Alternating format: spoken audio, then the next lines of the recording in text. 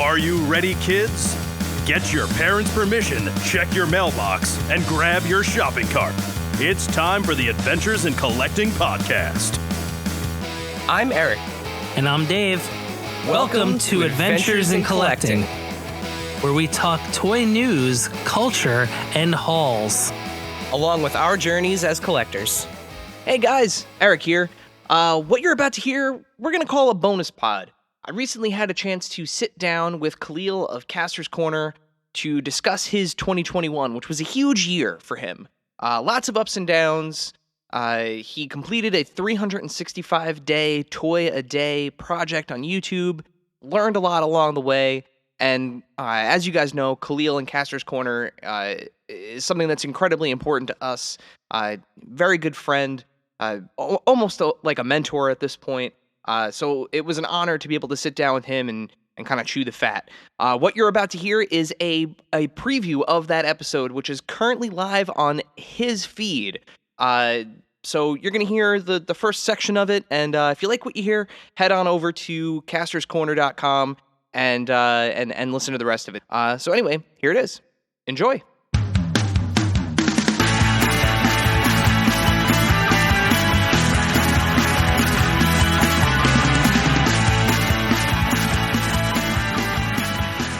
Hi, I am not the voice you were expecting to hear today.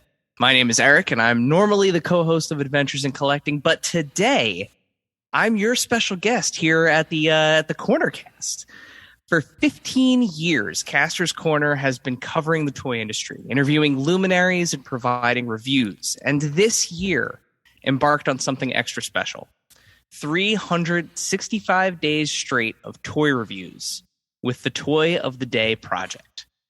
In this special episode, I have the privilege of flipping the script on the man behind the curtain, someone who helped me find my footing when we started Adventures in Collecting, and a guy that sincerely does not take enough credit for what he does. So, welcome to your show, Colle. Thank you, Eric. That was wonderful. That was the nicest introduction I've ever had. Well, I figure if you're asking me to host your show, I got to do it the right way, Yeah, I really, like I said it before we started, but I really can't thank you enough for taking the time to do this. It really means a lot, and I really thought long and hard, and I honestly can say I don't think I could have thought of anybody better to do it. So I really appreciate it. Well, I appreciate it, and I appreciate the opportunity. So I feel like the first thing I have to ask you is, what does it feel like to be on this side of the conversation? It's weird. It is weird to have done 360. I will say this: I have 363 days in the can. Okay. I have 2 days left to record, and that's because mail is coming tomorrow with a really big. Well, when they see this and hear this, it'll already have been up there. I got some preview figures of some Marvel Legends that nobody knows about. Well, they are known about, but nobody has done a review of them at this point. So I'd rather not say, just in case I don't actually get them tomorrow. But the plan is to kind of do those two big ones as kind of like first looks that nobody's done reviews of yet. Awesome. So I'm kind of excited about that. So I held those 2 days back, but I recorded day 365 because I made that big display in the back with my 3 Sentinels. So I wanted to do the review of the Sentinels because they are 365. And how does it feel? I don't know what to do with myself. I would be honest with you. You're like Ricky Bobby. I don't know what to do with my hands. I don't like. I've got stuff here that's piled up. I bought more toys today, and I'm like, well, do we do 366? Do we how do we? I don't know what's on. I don't know what's on the other side of this. To be honest with you, I haven't really. My goal was to get to 365, and I got there, and now I don't know what to do because I don't have a plan. Well, before we dive into the actual project and your future plans, I'm more so I'm just curious, what does it feel like to be interviewed on your own show? It's the first time I've been interviewed. I'll be honest with you. Like, we talked a little bit about this. This is the first time that anybody's actually interviewed me, or I've been the focus, where I haven't been like trying to drive the conversation. So it's a little bit weird. But I'm excited. I'm excited to talk about it. And I didn't want this to be a monologue. And there's a lot. There is a lot to kind of work through. So it feels good to kind of be able to have this conversation with somebody. Well, like I said, it is my honor to be doing this with you. But I feel like, again, before we get into everything, 15 years. I mean, forget 365 days a year, because I mean, like, sure, that's a commitment. But 15 years, you have been doing this for 15 years. And I feel like that is it's an amount of time that I feel like a lot of collectors and a lot of toy bloggers, really, there are very few that can really grasp that. I mean, I've been doing this for 2 years, and I feel like I've aged 15 years in the 2 years I've been doing it. What have you seen change over the 15 years you've been doing this? Well, I think of it as like classes, like looking at like different classes like coming up, like MCU Collector 24, Toy Shiz. I would put you guys kind of in the same class, meaning like time frame. Like, it's been like 3-4 years for Toy Shiz, 2 or 3 years for you, kind of getting it up and going, and MCU Collector, same thing. And my class, everybody's gone for the most part. Like, there is nobody else like left standing that was in the original form. It's like you and Dan Pickett probably are the only Dan two was before me. Like, Dan was way before me. Oh, really? He was that? I figured he was only doing it for 15, maybe 20 years max. So he opened his own site, I think, the year before I did. Okay. But he had been like the toy insider for a while, like 10 years, 5-10 years, writing on different stories and things like that, and being part of different sites. So that's what I mean as far as like my class of like starting from scratch and building their own. I think me and Brian Isaacs at Fanboy Factor, although his was Pendragon's Post, that's what I'm saying. I think Kastor's Korner is the only one from that class of It's All True and Poe Ghostal and me and him, and like everybody kind of was like, yeah, no, I did this for fun and I'm kind of out. Like even Jesse, who's on all the time with us, he's kind of been like doing his own thing. Once in a while he'll be on the podcast, but so that's kind of weird to think about. Like, I'm the last man standing. And then the thing that's different is, I think there was a format when I started. Like, this is the expectation of what you will produce as a toy blogger. And, I think everybody has kind of proven that that's not the case anymore in a lot of ways. Like, you can kind of do your own thing and do it however you want to do it. And that's kind of, you can find it. And I think that was the thing I struggled with the most of, finding. Well, I mean, 15 years. I mean, you think about it, right?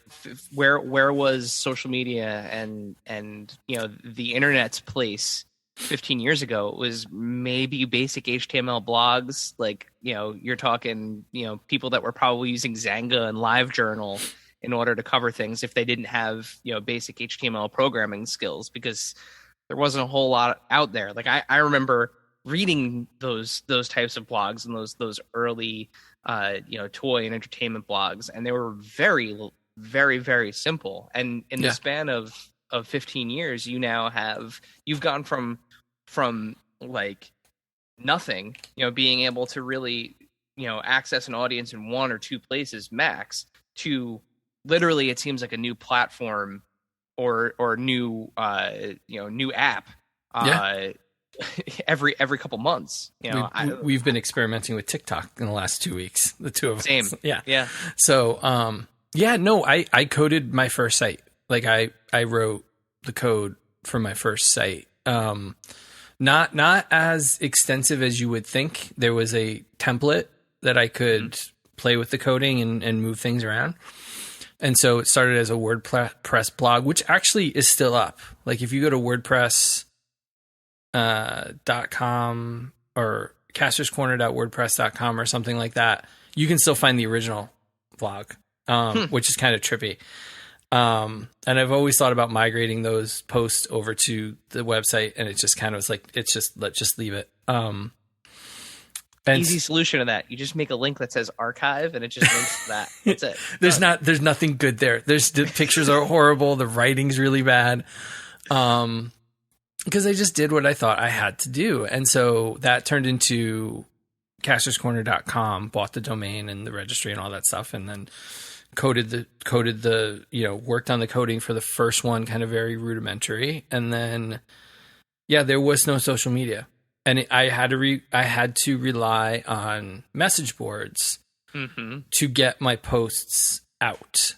And I had to play nice with said message boards to get my posts attention, because otherwise there was no way to kind of get that out there. So, and then Facebook, and then slowly, everything else. So how has it been, overall adapting over because like you just said, we seem to be always in sync with each other these days, but I have to shout him out. Like I saw that Toysha's posted a story that it was like, I'm on TikTok now. And at that point, like I had to stop and be like, oh, I guess I got to do TikTok now. If he's finally pulling the trigger on it, that means that like, I'm going to get left behind if I don't. So let me figure out how to use TikTok. Because I didn't even have a personal TikTok. Yeah. I didn't even have the app installed. Yeah, I've been, as everybody do the pandemic, TikTok addicted to just kind of doom scrolling through them. But I kind of dabbled in it here and there. And I know I need to do more. I've got ideas. The problem is, for me, I have a really hard time like creatively, like putting things together is really hard for me, because it's like I have an idea in my head and I never can like get that out there in a lot of times. And so I end up just like obsessively trying to edit. And, you lose momentum and you're like, okay, well, screw it. But, yeah, I like it now better, because I think the way to get things out is more suited to my personality now. So it's easier to kind of take the reins and kind of, be out front of it all. Yeah. So. Yeah, raw and unedited is currently very in, as you can see by TikTok. And I mean, if you ever decide to do 365 days of toys again, TikTok would be a wonderful place to showcase that. I started out there. I did. I started if you go back to my TikTok, like my first few were about this. Yeah. It was kind of learning video and kind of playing with things. And I would do, hey, we're checking out blah, blah, blah, blah, blah. Here it is. And like a short version of what the YouTube video was. And I had trouble keeping the focus, like making sure that certain things happened to do the toy of the day meant other things kind of went by the wayside a little bit. It was kind of keeping up with the podcast and doing the daily toy left very little room this year for other things. So speaking of the project itself, we've mentioned it a couple times now, but the ordeal of putting yourself through 365 days of toys. How now did the idea for the toy of the day start? Where did it come from? So it started with the new website. I paid a web designer a lot of money and formed Jackson Studios LLC with the idea that we were going to sell ads and we were going to go to Comic-Con and we were going to do it the right way this time. And then the pandemic happened. Literally, like, I don't know, like a month before launch. Like, had all the paperwork filed, had everything ready, had my San Diego tickets ready, everything ready. March 13th hits, nobody's going anywhere. Just not. And I just was like, Okay. So my idea was that if I was going to put all this money into the website and put all this money into the business, I had to actually keep up. I've always had help in the past. Bill, who's been a writer on the site and a podcast guest, has been one of the people who kept Kastor's Corner going. When I went through a divorce, went through breakups, all the stuff. Bill kept it going through all the bad parts. And so Bill and I decided that it was not good for our friendship to continue doing that.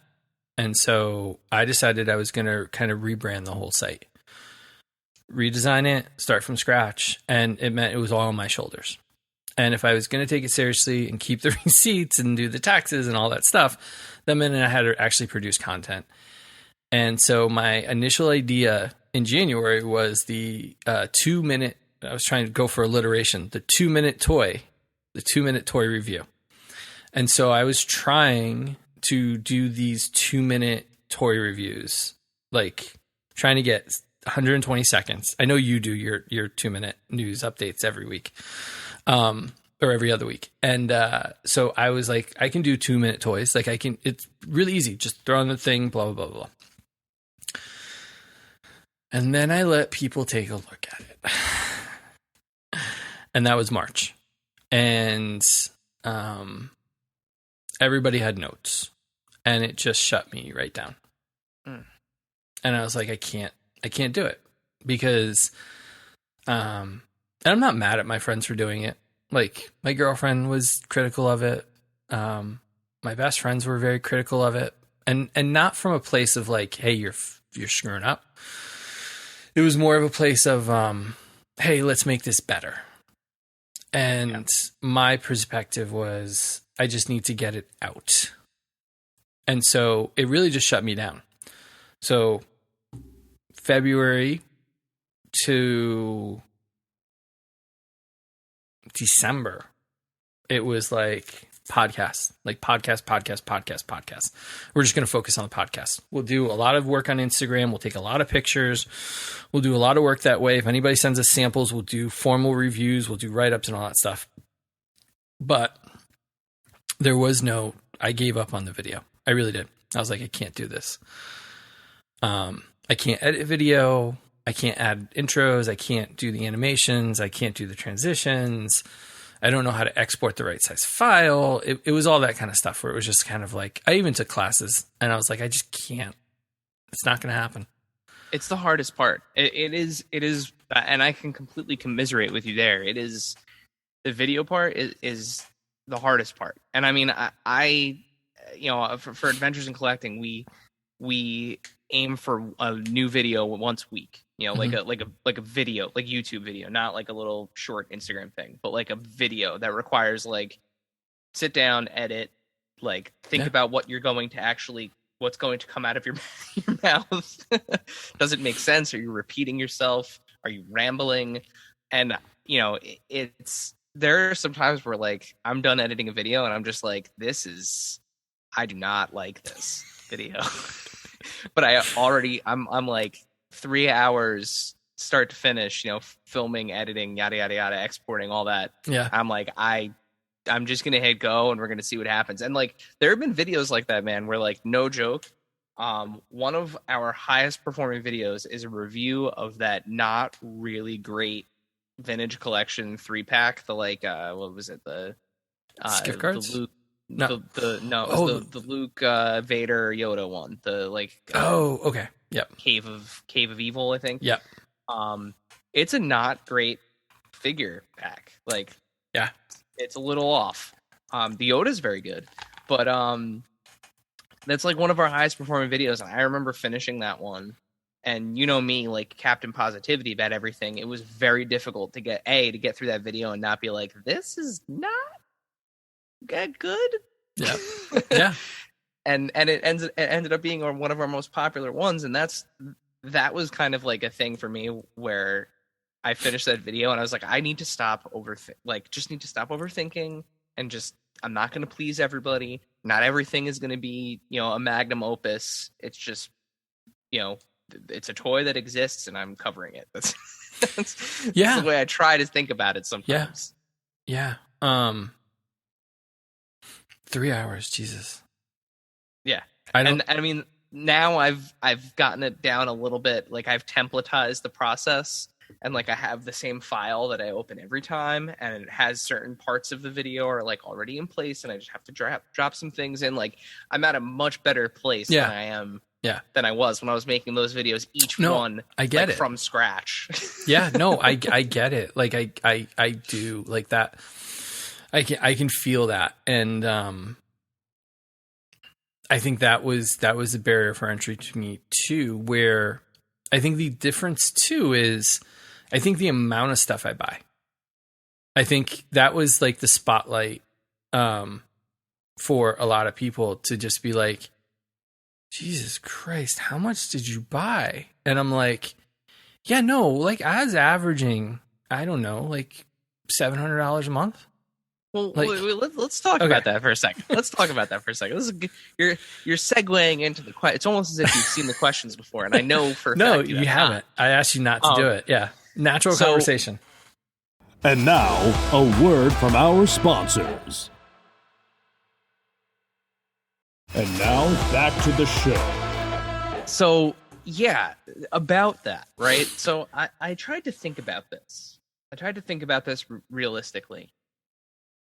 If I were to, like, and again, like, let's perfect scenario, right? Like, you order a case of figures. You order a shipment from Big Bad, right? And you have a pile of loot that's stacking up. Yep. And you get that pile of loot, and let's say it has 20 figures in it, right? Let's just like generalize. Yep. That's 20 days. If you banged out that entire box in a couple of days, like just batch filmed a couple of videos, you're looking at 20 days of figures, right? Mm-hmm. And right there, like for a lot of people, that's a lot. Like that's a lot. Now you're doing that for 365 days, and not all of those videos are one figure. Some of them, you did whole waves of figures. Yeah. So the question that I have for you, and this is actually something that like I waited to ask you because I didn't want to know the answer until we had this conversation. Did you reach the point where you were just buying stuff because you knew that you had to, like, you had committed to this and you were going to do it? So like there was stuff that maybe you were on the fence about, or stuff that you were just curious and would not have bought normally? There's only two things. Two. So you're telling me time out. So you're telling me that out of the 365 days that you did this, and again, we are not talking about 365 toys. I tried to go back and look at all the videos and do the math, and I gave up because there were too many videos where it was like, we're going to talk about this figure. Oh, of course, I picked the figure that's invisible. We're going to talk about this figure. Yep. Oh, and then we're going to do this one, and then we're going to do this one too, by the way. Just, like these three. I got a good one for you. Oh, okay, so finish your question, but I got a good follow-up to that. Remind me of that. So out of the 365 days, only 2 of the days feature toys that would not have been normal purchases for you. Yeah. Well, I mean, and then I did. I didn't tell anybody this because I didn't want anybody to know. I went on vacation for a week. Yeah, and so I didn't want anybody to know I was on vacation. So I did what I called Kastor's Corner's beginnings. So those weren't purchased for. Well, actually, there were a couple things in there that were purchased during the last year that could kind of count as Toy of the Day ish. But there was 1 week about 2 months ago where I was running low, and knowing stuff was coming, but not knowing when it was going to show up. Yeah. So I bought the Ghostbusters marshmallow canisters. Mm-hmm. And I bought the McFarlane Disneyverse, whatever it was, Jack Sparrow. Okay. And those two things, 100%, had I really just took stock of what was around me, I probably wouldn't have bought those. But I Okay. felt like I needed something newer to talk about versus something that was like maybe a month old. And so I bought those two. But those were really the only two that like stick in my head going, I don't know why the hell I'm doing these reviews. Now, in addition to all that, there were samples that came through too. So some of those toys of the days were thank you samples from Hasbro and Playmobil and Diamond Select Toys. I'm trying to think who else sent us some stuff. I think that's about it. I think those are the three companies that really kind of helped out. Diamond especially came through that period of time where like I thought I was really lean. Yeah. And so I got about 10 days out of the box they sent me. So that was a nice kind of boost to kind of get me through around the middle of this whole thing. So but yes, and at the beginning when I started the year with full waves, like Into the Spider-Verse, the Disney Plus wave, a couple of those waves where I was like, okay, I'm just going to throw the whole wave in there. And then as the year went on, I was like, I need to space these out a little bit. So waves got to be like 4 reviews and sometimes 5, depending on who was in it. And then I was pulling. People may or may not have seen these when this airs, to be honest with you. But the Age of Apocalypse wave I got when the pandemic happened. It was the second toys I'd gotten and went to a Target to buy in March. Yeah. And I never reviewed them. So Age of Apocalypse 2 comes out. And so my Age of Apocalypse reviews for Marvel Legends is an amalgamation of both waves. Hey, So I was pulling out those. Yeah. that makes sense though to me. That's good logic. It's good logic because Yeah. then you're making use of product for content and making it relevant again. Yeah. Yeah. I think that works. I think that totally. I'm right there with you. So, yeah, but really, honestly, there were two days only in the whole year That where I blows felt my mind. I bought stuff Absolutely that blows was my like mind. outside of my scope, as I have called it in the past. It's like, Yeah. this is my scope and these are outside of that. So, Yeah, you know me. I'm always talking about guardrails and then figuring out how I can move them. well, I think that's one of the conversations, and I hope I don't derail this too much, but like that was one of the conversations we had because I felt like for me to talk to some of the industry people and to go to Toy Fair and have, not that you can't, but I feel like I can't have certain conversations with certain people if I don't have a knowledge of the product. And packaged product on the shelf for me doesn't equate to those kind of conversations. Yeah. Like for example, I just got, they're somewhere here.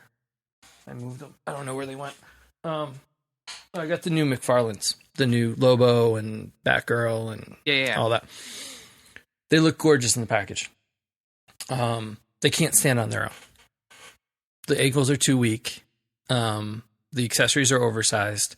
And so to have the conversation with people in that booth, say, hey, this is an issue. What do you have this spinach at the I feel like industry wise, I need to be able to have those kind of conversations with them. Yeah. And so part of it is, it is within the scope, but I do buy stuff just so I can stay relevant to certain conversations that I have with people.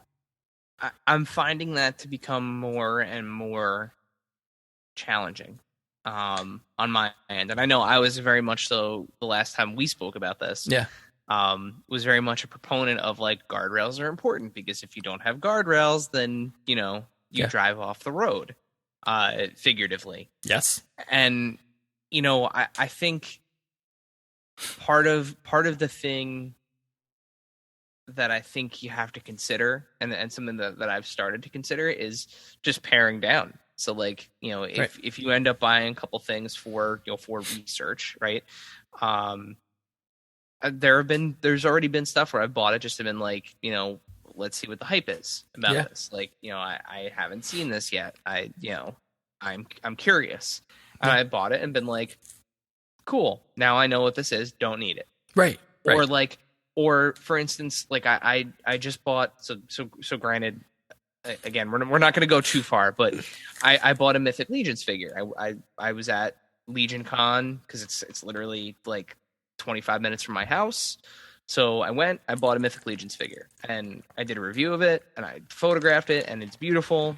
And as far as I'm concerned, like, it is just a really good, like, medieval knight figure. Mm-hmm. Yeah. And honestly, that would have been totally it for me for Mythic Legions. No knock to the Four Horsemen Studios. They're beautiful figures. I just can't afford to go down that rabbit hole. Then they put out a Krampus figure, and I went, well, I guess two. I guess I'm gonna have two because I can't. Yeah. That Krampus figure was just perfect. I'm the same way. I recently, in the last like 2 weeks, got my first one. Our friend Jay Hernandez actually sold me it. What a guy. I wanted the Battle Cat version. Oh, okay. Because I thought it'd look good with Thundercats, and at some point I want to get the Panther version too, or Homage or whatever they're calling them. Yeah, that makes sense. Like I like those two, but yeah, I can't go down that road. They're too expensive. So, I mean, I do say no to stuff. Like I do, I have my blind spots to certain things. Do you know? Yeah, I do. I realize it.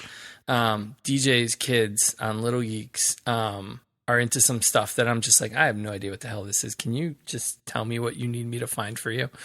Because I have no idea. Send me pictures. Yeah, send me pictures or links are good too. So you've alluded to it a couple times, but outside of just the kind of the bigger picture commitment of doing this every day for 365 days, it's not to say that there's not a bunch of other things that you have going on in your life, both your daily grind and, living. Yeah. How did you manage the time? How did you really kind of carve out the time to do this? I know you didn't do it every day. There were definitely days where you did like more than one video in one day, but like how did you juggle everything? So I want to say the first, I don't know, 6 months, however long that worked out to be. June. Yeah, probably June-ish, was every day, was carving out that time every day. I would come home from work, and I would sit down and just do the video. And it was a frantic mad dash because I was not organized. This room was not set up. If you go back and watch the first video, you can see how dark and different the room was. And so it was just finding that, it was just that repetitive nature, and then just trying to find the toys, to be honest with you. Like, I had them, right? I had them all. But I didn't buy them with the thought of I'm going to do the video of them. Like, I was going to review them or talk about them or do pictures or something, but I wasn't going to do like a video every day. And so when I finally made the decision, it was like, all right, I'm going to start here. And so the second night or third night, I think I did a giveaway too, to kind of stimulate some interest in like the first week or so. And so I was frantic to find the toys because I didn't know where they were in the house. I knew they were in the house. I didn't know where. And so it was a good like 90 minutes tearing the place apart, trying to find these two toys so I could do this, so I could do the giveaway, so I can like these things. And so the first 6 months or so was a daily grind of it. Like every day, sit down and do it. It was easy because it was me sitting there with the with the computer, with everything set up, and just, here's the toy, here's what we're talking about. See you later. It evolved over time where it turned into, I remember I got KG Beast from Mezco, came in, and I was going to do a review, and I thought, well, because I came up with the idea that every time I did a review, I would take the figures and I was like, we're going to do a consistent, like, here's the figures and here's me. Like, this is what we're doing. And so I was like, we need something a little more dynamic. You can't just do this anymore. So I think KGB's, Two-Face, and Harley, I did those 3 in a row. And just on my side of my desk, I just put a blank background, took a shot of them and used it as the cover photo. Mm-hmm. And then I was like, well, nobody's going to the website. So we're going to make it a post on the website with a gallery that people can go to see pictures, because people are going to want to see close-ups, because this wasn't working. You know, I got a lot of comments of like, we can't see them. All right, we'll do it. Then I'll do it. So it was like this evolutionary stage. And it really wasn't until, I want to say, like 5 months in, that I was like, okay, I got to pre-record a video. And I didn't know how to do that. I didn't know how to pre-record a video because I was doing it live. I was doing it through Facebook, through YouTube Live. Gotcha. And so I didn't know how to do that. And so I don't remember which one it was. But I remember pre-recording for the first time and then uploading. And so that was, and then YouTube was having issues with processing, live videos. And so I thought I was going to lose one of them. So I was like, okay, I got to figure a way around this. Yeah. So pre-recording became a thing. And then I would look at my week and go, all right, well, work's going to be this, or I got to do this. And so, or I'm going to go away for the weekend, or, you know, we're going to go do this. And so I can't be at the house. So how am I going to do this? And so that's when pre-recording kind of came in. So now, not to mention, not to bring up sad times, but you also had a little bit of a loss. I should say more than a little bit of a loss. Yeah. With your buddy Jackson, while this was all happening. So, you know, how did that impact the process? So one of the things that I contended with, through all of this, launching the website, he got sick right when we launched the website. About 2 weeks before we launched the website, he crashed, and we thought we were going to lose him. And so we didn't have any money. All my money was tied up in the website. I'd borrowed everything from family, and there was no place else to go. And we lucked out getting help and being able to make the right choice for him. And so we found out he had a heart condition, and money to pay for that and medication fixed it. He had, you know, good days or bad days here and there, but you know, once I started the videos, I want to say he was doing pretty good. And so I did a few videos with him, and we had a couple scares over the summer.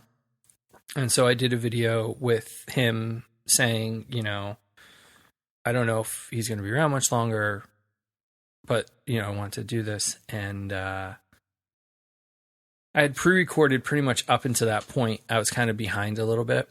And so he crashed in September on the 21st. Right before that, actually, like that weekend, he kind of really, really had a hard time. And I saw the writing on the wall, and I was still doing videos. I was still like pre-recording and doing them then. And they were not great.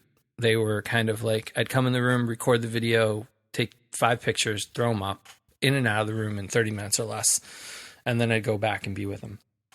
And so then he got sick, and really sick. And then his heart gave out, like literally. It just stopped. And so it started up and then stopped and started. And so he died on the 21st. And those are the only 2 days that I took off. So we were supposed to be done on the 14th of December, and it pushed it to the 16th of December. That night I didn't have any. I had stuff. Actually, I had stuff pre-recorded. I had about a week's worth of pre-recorded stuff. And knowing that he was going to be sick, my girlfriend took him for an afternoon, and I sat in this room and I recorded about 15 videos so that I had stuff just in case he got sicker. And then he died, and I just couldn't even sit in here. And then the next day, I wasn't ready either. And this company sent me a book that was dedicated to him. And so that took about a month to kind of get to be able to actually do that, because the idea was it was a storybook. And so he was going to sit here and the book was going to be here, and I was going to read to him as the review. And he never got to see it, and I never got to do it. And so, and I had another figure. I got the Korner Jackson figure, even though it was wrong, it still had his name on the box. And so I was holding that for him too. And so he never got well enough to be able to do those last two with him. So, but those are the only 2 days this year that I took off, because yeah, that was it. I did them on Christmas and Thanksgiving and my birthday and Easter every day. Like there wasn't a day that I didn't get a video up, except for those 2 days for him. Thank you, dear listener, for hanging out with us today. Subscribe, rate, and review us wherever you listen, and then tell your friends to do it. Thanks also to Joe Azari, the golden voice behind our intro. Our music is Game Boy Horror by the Zombie Dandies. Find more about them both on our show notes. Follow us on social media at AIC_podcast on Instagram and Twitter. Stop by and say hi, show us your toy hauls, and share your toy stories. Maybe we'll talk about it in a future episode. Don't try this at home. Void where prohibited and some assembly required. Each sold separately, not a flying toy. Consult a physician if your toy run exceeds more than 4 hours. This has been a non-productive media presentation. Executive producer Frank Hablawi. This program and many others like it on the Non-Productive Network is distributed under a Creative Commons Attribution Non-Commercial No Derivatives license. Please share it, but ask before trying to change it or sell it. For more information, visit non-productive.com.